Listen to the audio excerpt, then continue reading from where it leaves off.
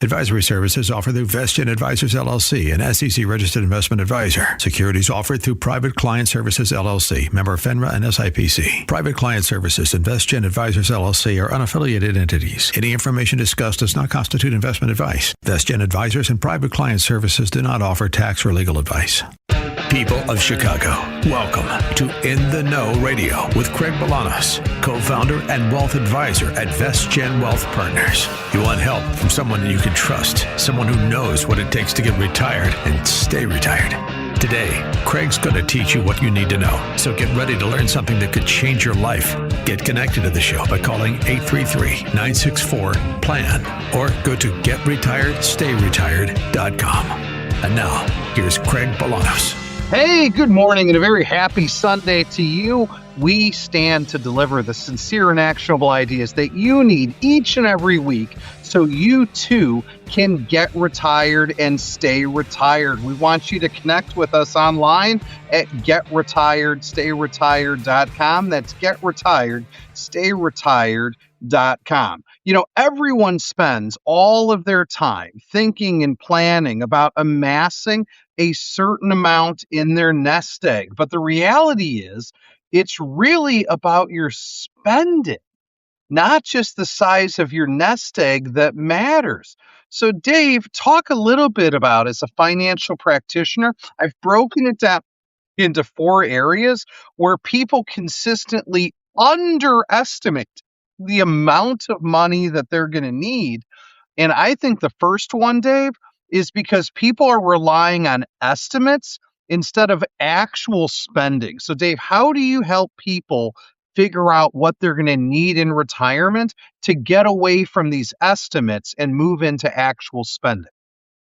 Yeah, it's a great point. You know, a lot of people, I think, don't spend the time to put pen to paper and kind of write down what it's actually going to take to get done because, quite frankly, they work really hard for their money. Maybe it's a dual income household, so they feel comfortable doing what they want when they want to do it. But I think the price of retirement is oftentimes now we have boundaries around that spending. And for folks that don't run their life off Quicken or an Excel spreadsheet, where we often start, it sounds so basic, but sometimes the most obvious clues are deceptive.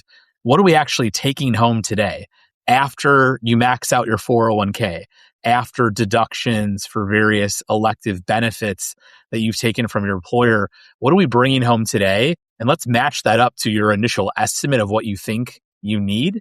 Because if there's too large of a gap, we're eventually going to have an issue. So I think we start with clarity, which is, what are we taking home now? And how does that match up to what perhaps your brother or sister-in-law told you it takes them, or your next door neighbors or something like that? That's right, David, because these ideas about, you're going to need 70 or 80%, listen, you're unique. When it comes to retirement estimates, the reason a lot of people get unretired is they don't have a command of their cash flows, which leads me into number 2.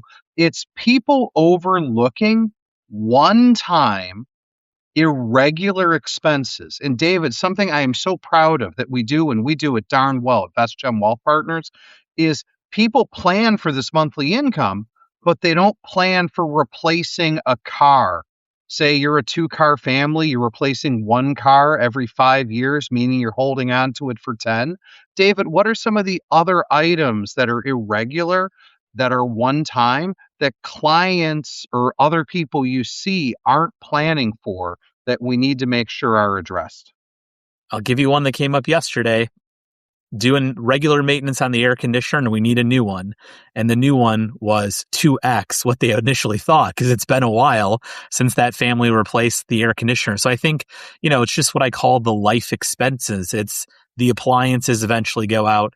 The air conditioner goes out. We've had bad weather in the Midwest, right? Sometimes people need to put money into siding or roofing. You can't plan for that stuff, which is why I don't think every dollar needs to be invested. I still think, cash can play a role in someone's portfolio long term so that we have something readily available that you can access very quickly. So if you're just joining us, we're talking about the fact that so many people end up getting unretired because they have unhealthy assumptions when it comes to what they're spending. And that's why you need to develop a retirement plan today in advance of your actual retirement. So you can move away from relying on estimates. You can move away from online calculators or advisors who don't build in one-time and irregular expenses. You just heard David talking about it. You're going to have to replace a roof. You're going to replace your HVAC. You're going to replace vehicles. You got to account for all these things.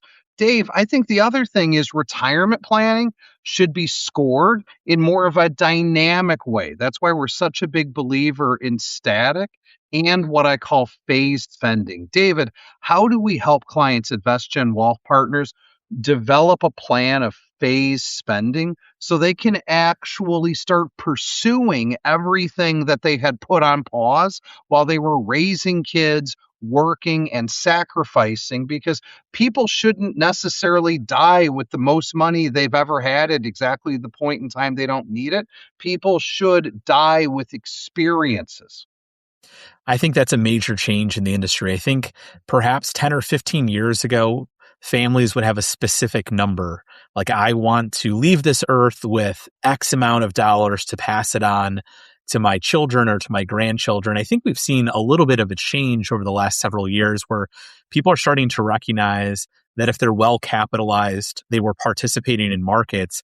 It's not about giving a specific dollar amount. They want to participate in the lives of their children, their grandchildren now. They want to help paying tuition dollars. They want to supplement travel costs. They want to have that family gathering place on the beach.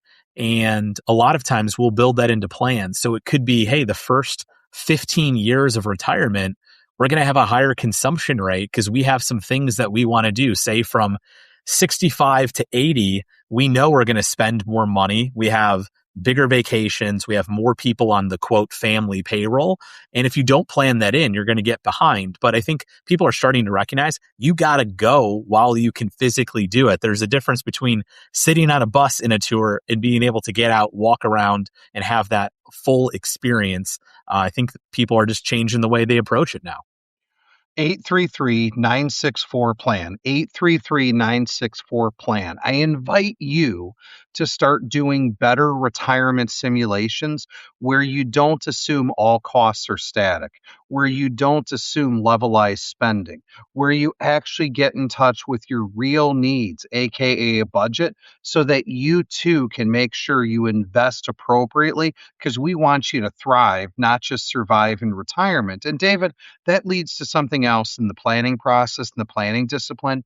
There's too many advisors who don't differentiate inflation amongst inputs. David, talk a little bit about how VestGen Wealth Partners creates different inflation rates for things like healthcare versus core spending versus housing, and why that's so critical in today's environment.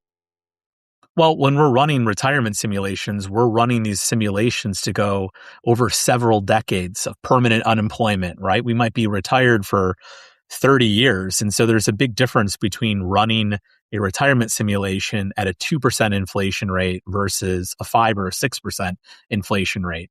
So we tend to stagger these expenses. We'll have one specific inflation rate for healthcare because it tends to rise at a quicker pace than maybe some of the core expenses. And we might have a different inflation rate for all of the travel expenses.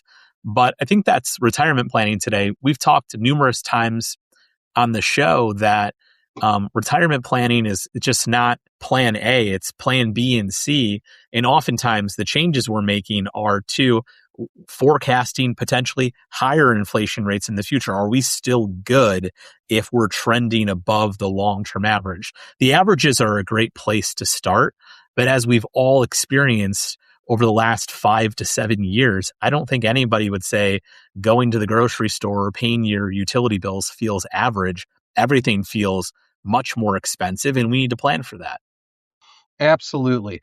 833-964-PLAN. That's 833-964-PLAN. Go out to our website, getretired.stay-retired.com. When you're out on that website, I want you to download our IRMA reconsideration. Too many people got ugly, nasty notices 3 months ago in January about the amount that they're going to contribute for income-related monthly Medicare adjustment amounts. We don't want that to be you. I'm giving you the information in that publication that you need to know so you can make an appeal or make sure you don't have a mistake on next year's income taxes. So download for free today our IRMA reconsideration guide. That's a guide to lowering your Medicare premiums. GetRetiredStayRetired.com. David, we talked about those 4 items when it comes down to cash flow, but to close out this topic about real retirement planning, just sum it up in a couple of words how VestGen's Wealth Partners vision process really differentiates us from the competition. How does that vision process differentiate us? First, you hit on it, which is, I think, inflation, which is top of mind regardless of where you live or regardless of what your monthly or annual spending amounts are. Part 2 of that is we tend to work with a homogenous client group. And what I mean by that is the vast majority of families we engage with are on that sprint towards or recently retired. So we know what it takes to get done, whether you live in the Midwest, whether you live down in Florida, whether you live in Texas. We know what those amounts are because it's tested in the trenches with all of the families we represent, and we loop in the taxes, which is often where all the alpha is generated in financial planning today. Absolutely. You're listening to Craig and David Bolanos. This is In the Know with VestGen Wealth Partners on your favorite station. That's why we call it AM 560, The Answer.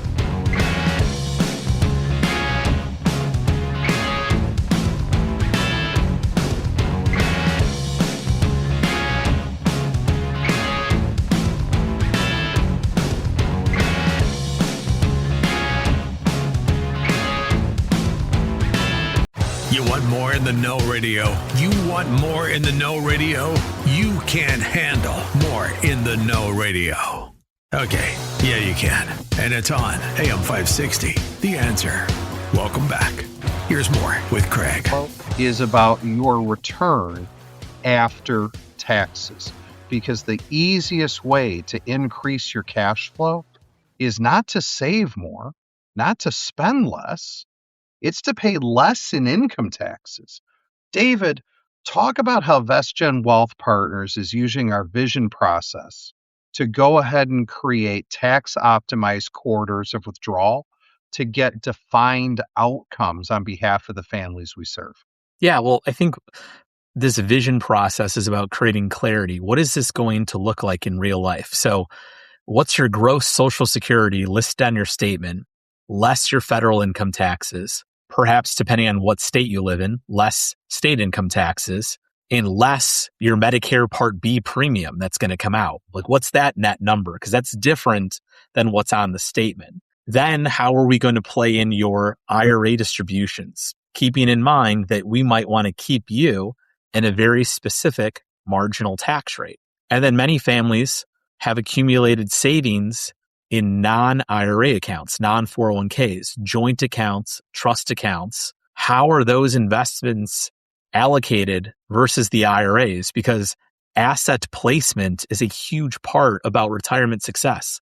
There is a difference between how ordinary dividends are taxed versus qualified dividends.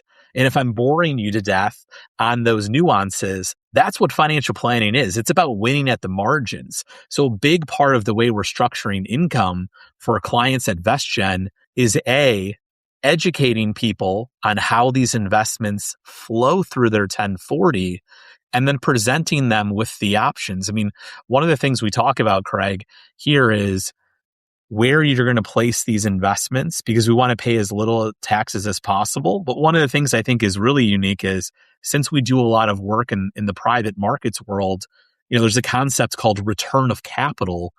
Return of capital, right, is allowing folks to receive dividends but have little taxation on those dividends. That's a huge deal in today's environment if we're trying to create monthly cash flow for retirees. Well, Dave, and let's break it down. Let's make it really actionable. Everyone just got with income taxes. Income tax prep work for many people, if you didn't extend, you just got finished in the last 3 weeks. So let's go ahead and pull back and listen. Number 1, you should be intentional. I think about page 1 of your 1040. That's page 1 of your 1040. Not all interest is created equal. David, there's a big difference between 2A tax exempt interest and 2B taxable interest. There should be a conscious decision that you and your advisor have made as to whether you should be in one or the other. What do you want to add to that, Dave? Yeah, I mean, it's not a one size fits all. If you're in a high marginal tax rate, it feels good clipping 4% CDs. But if we're clipping 4% CDs and you're at a 37% marginal tax rate, how much of that 4% are you actually keeping and how much is going to the IRS? So if you're in those higher tax brackets, these are some of the things we're talking about. We really need to pay attention to the details. And then the very next line on the first page of your tax return called a 1040 is going to be line 3. And David, what's in line 3A versus 3B? It starts with a D. Right. We've got your dividends, and there are two types. There are ordinary dividends and qualified dividends. Qualified dividends, generically, that's the good stuff, right? That's the stuff that we want, things that are taxed at the most efficient rate. And David, it's really nuanced, but in our tax code, there's an awful lot of people who are single or joint tax filers that could position themselves for the ultimate, which is tax-free dividends. Because, David, qualified dividends for those in the 10 and 12% bracket are what rate? Zero, guys. Zero. So my comment is, if you find yourself in the 10 or 12% marginal tax rate after you've taken all of your deductions, are you making sure your wealth advisor is putting you in qualified dividends that you would actually pay zero on? Oh my gosh, this is a huge deal, guys. So listen, pay attention. Is it box 2A, 2B? Box 3A, box 3B. And then when you're done with that, I think the next thing you have to be thinking about is you need to be thinking about items like your capital gain or loss. And that's on Schedule D. And above all else, David, the one thing we're looking to avoid on Schedule D, where we have capital gains, is what? Capital gain distributions, not to be confused with a capital gain from selling a stock. So if I own shares of a technology company, that technology company appreciated in price, I sell it, I have to pay a tax on that profit. That is much different than someone owning a stock mutual fund that passes through a phantom income tax bill to all their shareholders. I'm fine personally if I elect to take a profit on a stock. I am not okay being dictated to by a stock mutual fund, which is why we suggest to people, let's avoid stock mutual funds and taxable accounts. There is a better way to do it. We'll talk about that maybe later in the show. Absolutely. So now that we've talked about, are you conscious in being in tax exempt versus taxable interest? Are you in the right spot? Because there's a power of zero between qualified dividend income that could literally be 0% taxes up to 15% versus ordinary dividends that are at 37. We talked about making sure that your Schedule D is in David, that's your capital gains, is perfect, meaning we want long-term gains. We want to limit or avoid phantom income tax through capital gain distributions. And you know how we do that at VestGen Wealth Partners? We make sure that your accounts are set up correctly. In fact, something people should think about, are your investment accounts set up last in, first out? Are your investment accounts first in, first out? Are your investment accounts specific share, or are your investment accounts tax lot optimization? Well, I got news, everybody. You might not know. I've got more important news. Your financial advisor might not even know, but I can tell you this, at VestGen Wealth Partners, we know that a big component of real return investing is your return after taxes. And that's why we use our custodial relationships, which are purposely chosen to ensure that we generate pure tax lot optimization through all of our investment rigor. Craig, so let's break that down real quick. When we say tax lot optimization, what we mean is if you've accumulated shares of stock over several years, we have different tax lots because that stock was acquired at different times. And if we're selling, we want to sell this lots that generate the least amount of capital gains.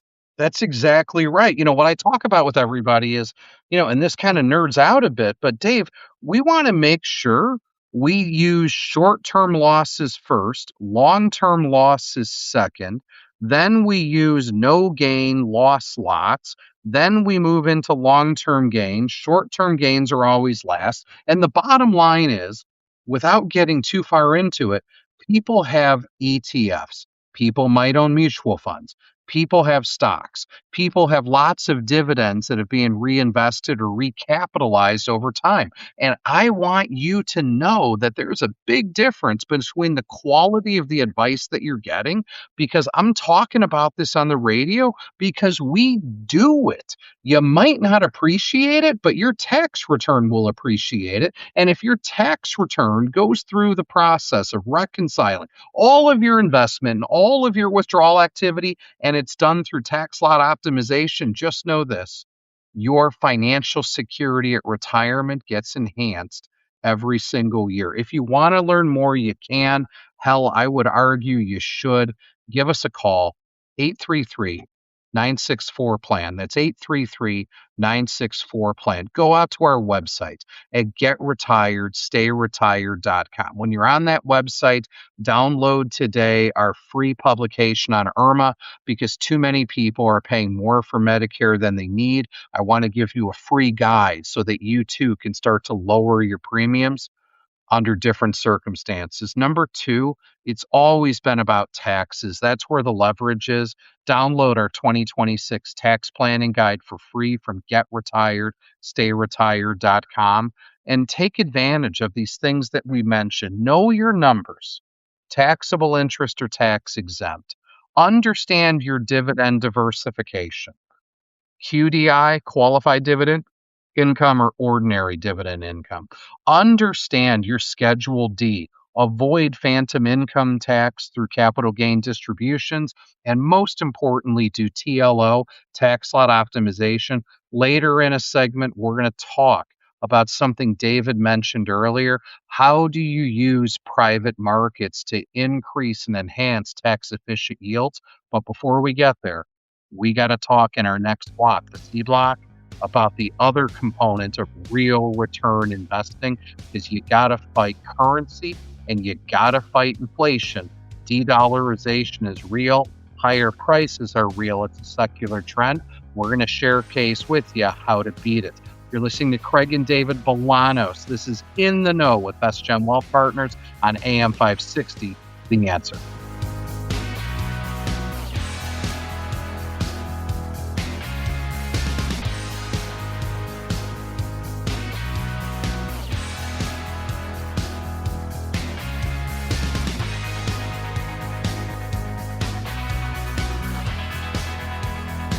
Would you like a dose of knowledge?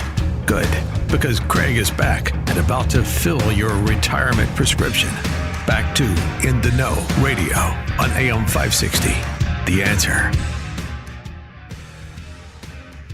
We talked in that last segment about the importance of real return investing and focusing on the tax side of it. Well, there's another side of real return investing that really matters. Again, it's not what you make, it's what you keep after inflation that counts. And guys, there's different types of inflation. There's the cost increases that happen over time because of what I call supply and demand constraints inside the economy. But there's also this thing called currency, and real return investing needs to be incorporated as a part of your portfolio. Because remember, over a long time horizon, nominal returns or gross returns, they completely lose their meaning. Real returns, though, they measure your portfolio, your wealth creation relative to the cost of everything else. I think that's so incredibly key. Now, one of the things that we have to pay attention to is history. You got to remember history, guys, because history doesn't repeat itself, but history sometimes rhymes. And there's been several lost decades when it comes to investing. Everyone remembers how brutal 2000 to 2010 was. The S&P 500 had pops and drops, but believe it or not, we had a 10-year period where the S&P didn't make any money. Likewise, there was a period in 73 to 83 where investors didn't make any money because of inflation. It was inflation. You might have made money in your portfolio, but it was inflation. And when we look out, think about where we're at, guys. Markets are at or near all-time highs, but where's the price of oil? At or near all-time highs. What does that signal to you? That signals to you that not all is okay. So, David, talk a little bit about how we use this concept of real return investing more from a strategy standpoint, and why people need to incorporate things like multi-sector fixed income, emerging markets, infrastructure. I even argue storage of value assets from gold to digital currency. But David, from that real return, let's build from the bottom up. What does it mean to be multi-sector through our approach to bonds, and why is that so critical? Well, the bond market's the boring money, right? It's the safe money that people don't usually pay attention to. I'd argue it's probably been the riskiest money that people could have had over the last 5 years for interest rate risk, aka inflation risk. So when you dive deep, if you have a balanced portfolio, I mean, that could mean you could have 30 to 45% of your capital allocated to fixed income. And I think there's a couple things people want to think about. One is you probably want to be underweight longer duration bonds, meaning you don't want to tie your money up for 20 years. It's interesting. A lot of times we'll see portfolios that come from other firms and they'll have bonds that mature in 2050. And then I pointed out to a client, the client's like, I'm not sure I'll be around that long. Part of investing is knowing when you might get your money back. And I think that's what bonds are there for. When we talk about bonds, we talk about creating permanence and definition, having a defined outcome. If we're going super long on our fixed income, that's a long time to wait to get your money back. So we usually want to be kind of underweight those longer duration portfolios. Multi-sector, to your point, Craig, means having different asset classes. So treasury bonds is one type of bond, corporate bonds is another, munis is another, CLOs is another. There's lots of different parts.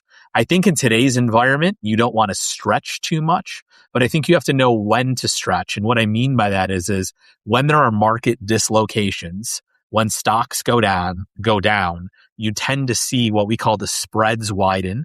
That spread is opportunity. The greater the spread is, the more opportunity. And so part of our job as practitioners is to recognize those opportunities and not completely shift a portfolio, but make some recalibration trades at the margins to take advantage of some of that to generate slightly higher amounts of income in our portfolios.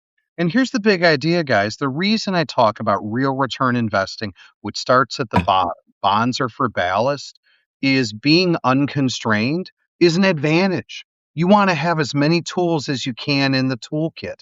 Multi-sector isn't just diversification, it's active opportunity hunting across the bond universe. And by the way, income matters more than ever because income is about cash flow, and traditional core bonds, they don't necessarily pay enough. You need to go beyond simply the ag to increase yield while managing risk. That's what this is all about.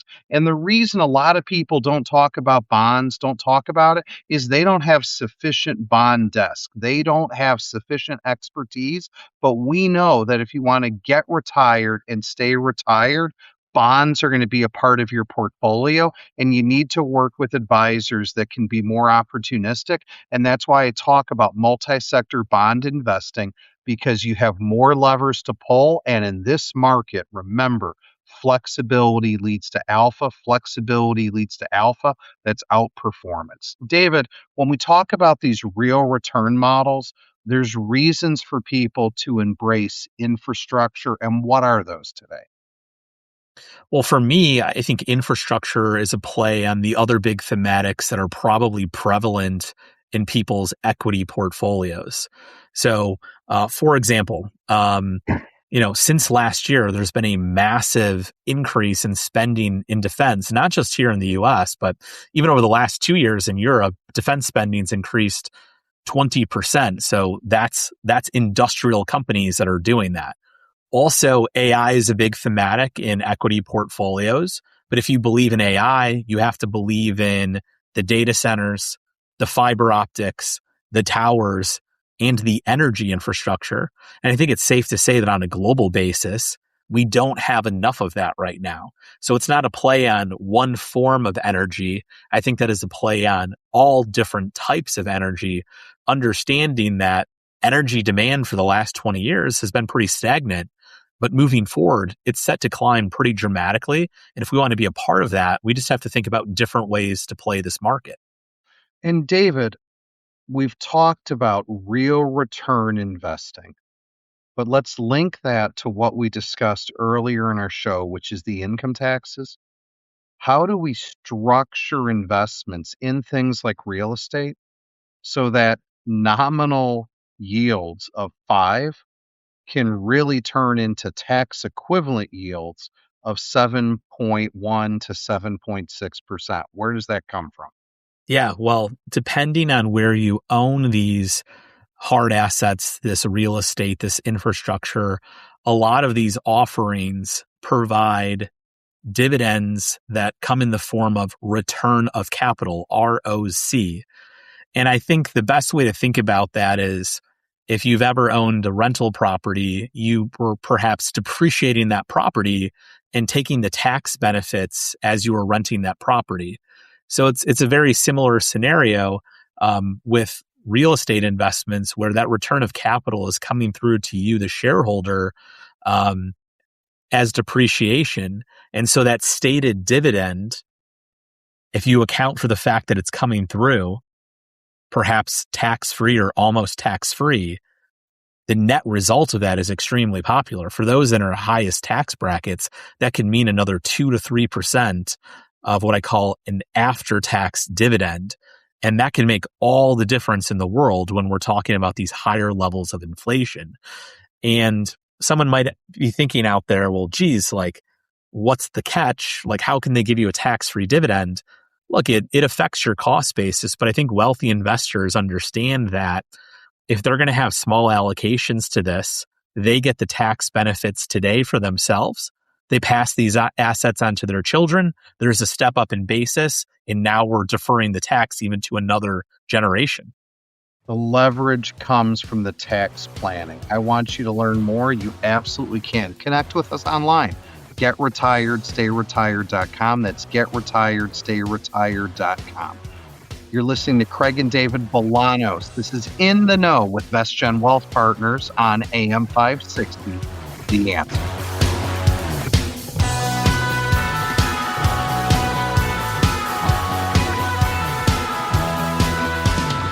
It's more In the Know Radio with Craig Bolanos on AM 560 The Answer, where his goal is to pummel you with financial know-how until you say uncle.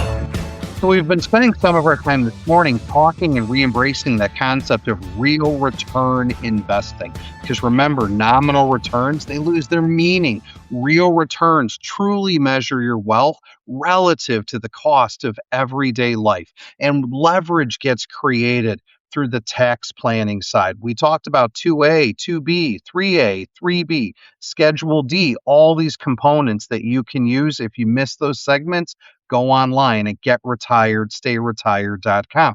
We just got done talking a little bit about why a multi-sector approach to fixed income really matters, because you need a multi-sector toolkit. You can't afford in today's environment to simply settle for ag. We also just discussed the leverage that comes from there's alternative investments aren't new, but the way you can access them accordingly are appropriate. And tax leverage can be there when you do proper, what I call asset location, as David eloquently said. But I think people also need to be thinking, people also need to be paying attention to what we would all call storages of value. And storages of value might lead you to things like precious metals. Again, they're not about getting rich. I think precious metals are about staying rich. Having some gold, having some silver, things of that nature. It's kind of like taking Tylenol. It doesn't cure anything, but in uncertain marketplaces, precious metals can be some of the ultimate portfolio insurance. David, talk a little bit about how a long-term structural view, like Jamie Dimon mentioned in his most recent press conference, about these persistent deficits, heavy debt loads, sticky inflation, fiat currency, and why might people want more of their money, or at least a small allocation, into hard assets like precious metals? Yeah, well, I think that really started to sink in for a lot of folks in 2025 after the tariff announcements, because that's when we started to see the value kind of move down pretty quickly. Last year, the dollar fell about 9.5, 10%. And I think what you started to see was perhaps the US still the ultimate safe haven for investors, but maybe a little bit less money going into treasuries from other countries. And those other countries started to allocate capital to other safe havens, crypto, precious metals, other commodities. And moving forward, I think that these deficits are starting to work their way into the capital markets. So I hear a lot of times people on TV might say, we've always been running a deficit. What's the big deal? Well, it's starting to affect people's money. And with a weaker dollar, I think that was amplified last year when you saw foreign stocks start to lead the charge in terms of performance. So for us, this isn't about making a call in the short term. These are about longer term allocations at the margins, broad-based commodities exposure, what I call halo assets, hard assets, little obsolescence, so things that AI can't necessarily take away. It's not a tactical decision. Tactical to me means short term. These are longer term parts of the puzzle that I think need to be in portfolios moving forward. And for folks out that are saying, look, I want to take profits in equities, but I don't want to necessarily put the money into bonds. I need an alternative asset class. I think these are asset classes that should be on people's radar, but they have to understand that they might move differently than stocks and bonds. And while some might view that's a bad thing, I think it's actually a good thing. And that's why I want you to consider taking some Tylenol. Remember, global conflicts, trade tensions, uncertainty drives demand for safe haven assets, and gold might just be one of the few assets that doesn't have what I call counterparty risk. So, in a world of uncertainty, a modest allocation can help you protect your purchasing power. And I want you to learn more. 833-964-PLAN. That's 833-964-PLAN. Go out to our website, getretiredstayretired.com. There's something else, and maybe people think it's controversial. I don't think it is. Why should someone maybe consider an allocation to digital currency? My argument, is it's not just speculation anymore. It's been institutionalized. Yes, digital currency is evolving from fringe to core portfolio allocation. Remember, things that are finite have some level of innate demand. I mean, Bitcoin, as an example, has a fixed supply. There's only 21 million. That's it. It creates scarcity. And if you didn't know by now, Wall Street has fully adopted spot ETFs, custody solutions, and growing allocations. Well, to be honest, they're legitimizing the space. So I think people in this concept of real return investing need to recognize now that things like digital currency, Bitcoin, Ethereum, they're no longer if assets. I would argue these are how much assets, like what ingredient weight should they be in a portfolio?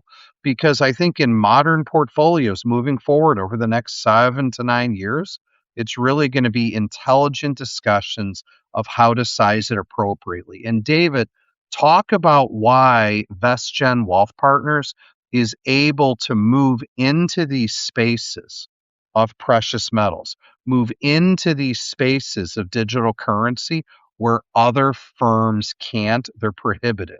What allows us that flexibility as a fiduciary?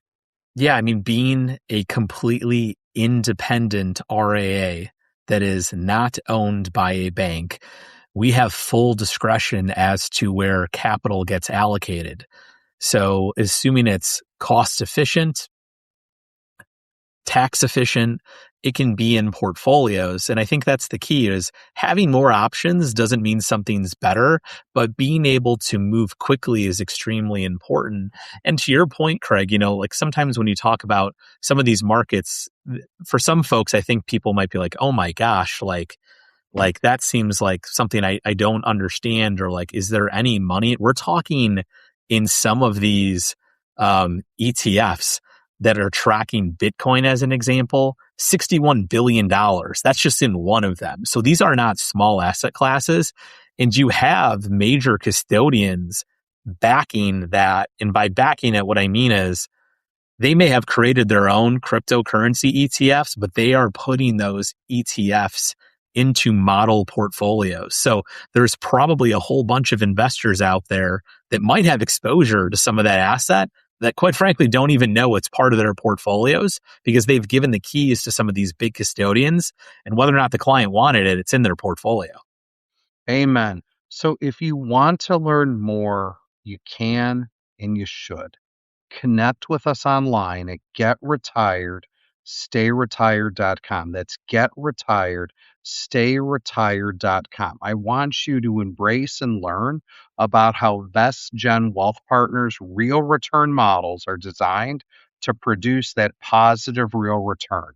That's a nominal investment return that exceeds the currency inflation experience over the holding period, adjusted for income taxes. And that last piece, currency, it ties in everything like a bow that we were just talking about. The US dollar remains the world's reserve currency. We remain the shining beacon of freedom and hope for everyone around the globe. They imitate us, they copy us, they want to be us. Ingenuity, innovation, free men, free women, a society with checks and balances. That's what allows America to be great. What might have seemed like an experiment has proved into a hypothesis. However, we have to understand that other countries and other factions don't want to see us be as successful as we continue to be. De-dollarization is going to continue to occur, and your retirement needs to address that. And that's why at VestGen Wealth Partners, we're addressing that with our real return solutions.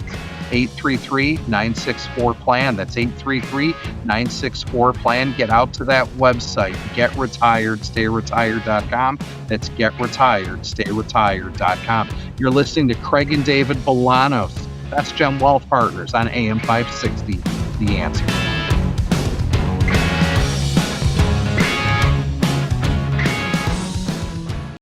Okay, Windy City, get ready to be blown away with a hefty gust of financial know-how. You're listening to In the Know Radio with Craig Bolanos on AM 560. The Answer. Hey, everybody. April's in the book. You know what? Been there, done that. Just went from oversold to maybe overbought in record time. David, what do we need to know about this current market that I affectionately call Mr. Market as we move into May? Will it be May showers or May flowers? Well, that's anybody's guess, but I do think there is some confusion for maybe some investors out there thinking to themselves, like, how is it possible that we got into this major conflict in the Middle East? The stock market fell in March, and now we just had one of the best Aprils in a long time, and we're trading at the all-time highs. In fact, it's interesting. If you think about it, last year was kind of a similar setup. We had a decent January, February. March, we started to get the talk about maybe some tariffs. The market then falls, and then all of a sudden we spend the second half of the year recovering.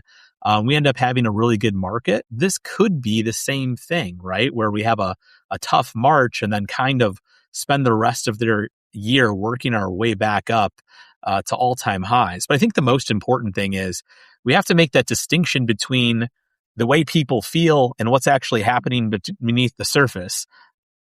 Consumer confidence is now at a 75-year low. That's as low as it gets because we just started this consumer confidence number 75 years ago. It's now below the 2008 recession. So the way people feel is one thing. What they're doing with their money is another. And what we know is most people, despite feeling poorly, have stayed in the game. They've continued to spend money. And we're maybe a third of the way through earnings season. And about 84% of the companies have beat profit expectations. I don't know what you think, Craig, but I think this market is just working its way higher based off profits, which is the way it should be over the long term. David, I think that's exactly right. Remember, I'm telling you, our listening audience, the secret of the last several years. Don't repeat it. The U.S. economy is stronger than consensus believes. And because the U.S. economy is stronger than consensus believes, we have the ability to continue to climb a wall of worry. But the biggest enemy for everybody right now is complacency. Do not get complacent. And remember, when it comes to investing, but not in life, you always get the second chance to do the right thing. Markets are at all-time highs, but bond yields are still elevated. Oil prices are very elevated. Where's the smart money? Well, you know that we've got those answers. 833-964-PLAN. Go out to our website, getretiredstayretired.com. You're listening to Craig and David Bolanos in the Know, VestGen Wealth Partners on AM 560, The Answer.